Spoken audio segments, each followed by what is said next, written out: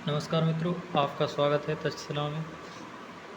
कल हमने महमूद गजनवी की एंट्री भारत में किस प्रकार हुई ये सब देखा था और आज हम महमूद गजनवी के भारत अभियान के बारे में पढ़ेंगे। और सर्वप्रथम चलो हम स्टार्ट करते हैं। महमूद गजनवी का भारत अभियान, इसने कुल 17 बार भारत पर आक्रमण किया था। कुल 17 बार भारत पर आक्रमण किया था। ठीक है।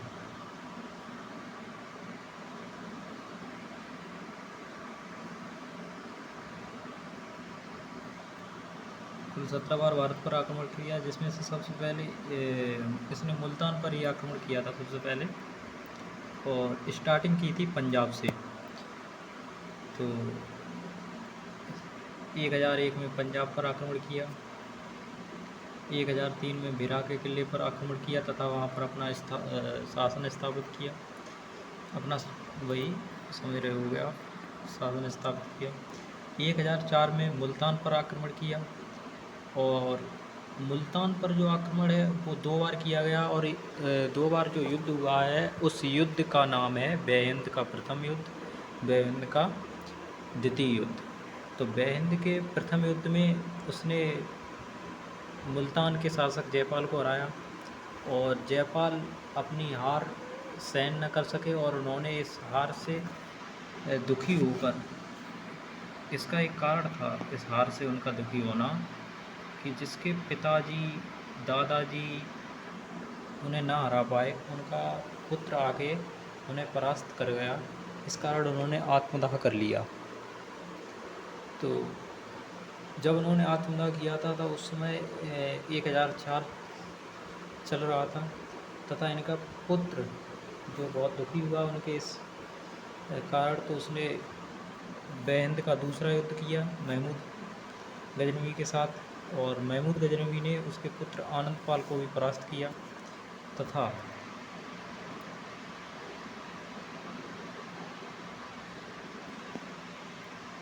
उनके पुत्र आनंद पाल, जयपाल के जो पुत्र थे वो आनंद पाल थे। इस हार से दुखी होकर, अपमानित होकर जयपाल आत्मदाह कर लेते हैं, क्योंकि जिसका पिता उन्हें नहीं हरा पाया था सुबुक्तगीन, और उसके पुत्र महमूद गजनवी ने उन्हें हरा दिया था, क्योंकि सुबुक्तगीन ने एक बार भारत पर आक्रमण किया था, जयपाल से पराजित हुए थे। ठीक है। तो इस कारण वो आत्मदाह कर लेते हैं। फिर क्या होता है कि जयपाल के जो पुत्र थे आनंद पाल, उन्हें बेहिंद के दूसरे युद्ध में महमूद गजनवी हरा देता है आनंद पाल को। तत्पश्चात वो आनंद पाल के भी पुत्र थे, आनंद पाल के पुत्र हैं, जो आनंद पाल के पुत्र थे सुखपाल। बेहिंद के दूसरे युद्ध में जयपाल के पुत्र आनंद पाल को हरा दिया उसने, और उसके बाद तत्पश्चात महमूद ने आनंद पाल के पुत्र सुखपाल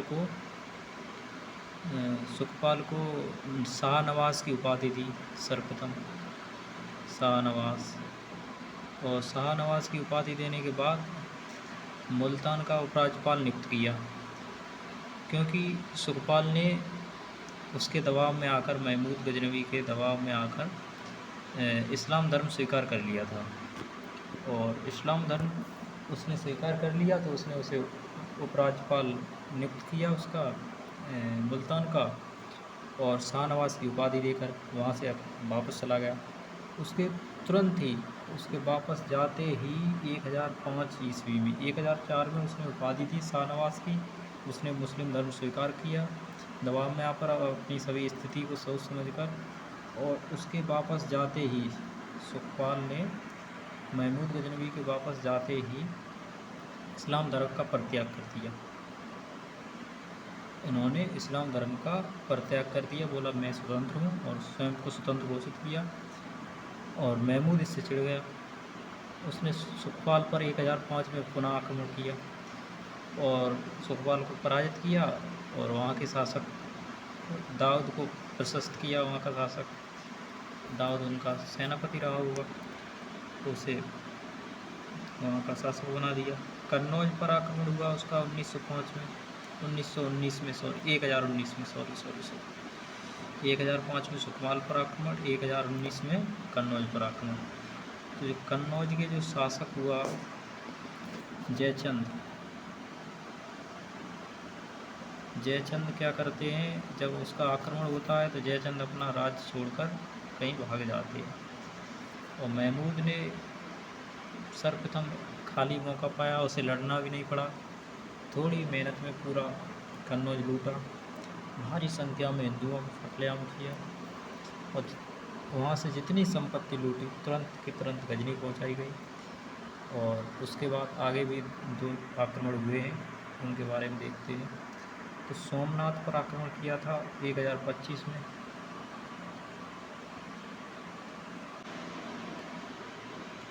सोमनाथ पर आक्रमण 1025 में। इस समय वहाँ गुजरात के जो शासक थे वो थे, गुजरात के जो शासक थे उनका नाम था, सोलंकी वंश के शासक थे गुजरात में तब जब उसने आक्रमण किया था, उनका नाम भीमदेव था और भीमदेव के अंडर में गुजरात आता था और सोमनाथ मंदिर भी आता था। महमूद गजनवी ने सोमनाथ मंदिर परिसर को पूरी तरह से नष्ट किया था। उसने सोमनाथ मंदिर के बारे में सुना था कि यहाँ बहुत सारी धन संपत्ति है, तो उसने सोचा क्यों ना इस पर आक्रमण किया जाए और उसने मंदिर को तोड़ा। मंदिर परिसर से बहुत सारा हीरे जवाहरात और सोने चांदी, मुख्य प्रतिमा को भी तोड़ा था उसने और जितना भी धन संपत्ति इकट्ठी की वो तुरंत गजनी पहुंचाया। इसके बारे में कहा जाता है कि गजनी में सिर्फ सोमनाथ मंदिर से लूटे हुए धन से उसने गजनी की रोडों पर सोना चांदी बिछा दिया था, इतना धन था सोमनाथ मंदिर में। और उसने मुख्य प्रतिमा को तोड़ा था और गजनी में ले गया था। मुख्य प्रतिमा के जो अवशेष थे उसे गजनी ले गया और उसने फिर जाटों पर आक्रमण किया 1027 ईस्वी में और जाटों व खोखरो जनजाति को परास्त किया। तो खोखरो उसके हर एक आक्रमण में बाधा बन रहा था, जो खोखरो जनजाति थी, तो उसने खोखरो जनजाति को परास्त किया। यहीं उसका स्वास्थ्य थोड़ा बिगड़ता चला गया था। महमूद गजनवी 1008 में नगर कोट के विरुद्ध किए गए हमले को मूर्तिवाद का विरुद्ध किए गए हमले में पहली बार जीत बताई गई है, क्योंकि 1008 में जब उसने नगरकोट पर आक्रमण किया था तो उसने वहाँ की भी मूर्तियों को खंडित किया था। ठीक है। महमूद गजनवी ने थानेश्वर के जो कन्नौज में पड़ता है, थानेश्वर कन्नौज के चक्र स्वामी की प्रतिमा यानी भगवान विष्णु की प्रतिमा को गजनी भेजा और गजनी भेजकर उसे रंगभूमि में रखवाया, क्योंकि वो उसे अच्छी लगी होगी, उसने रंगभूमि में रखवाया।